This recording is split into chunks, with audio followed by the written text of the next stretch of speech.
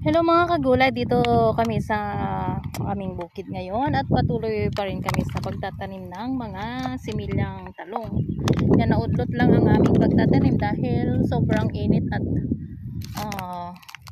natutuyo na ang nalalanta ang mga tanim. So ngayon dahil umulan, dito na kami at magtanim ulit. So yan yung tinanim ko kahapon.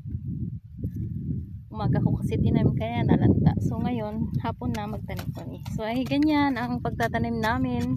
Ganito ang pagtatanim kapag hindi na araro mga kagulay.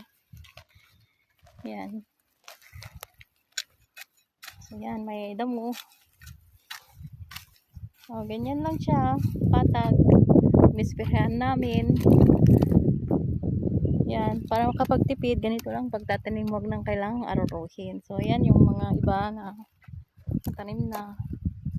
So mayroon na ding mga malalaki na. Yan. At meron na ding malalaki. Hindi kasi sabay-sabay ang pagtatanim namin dito.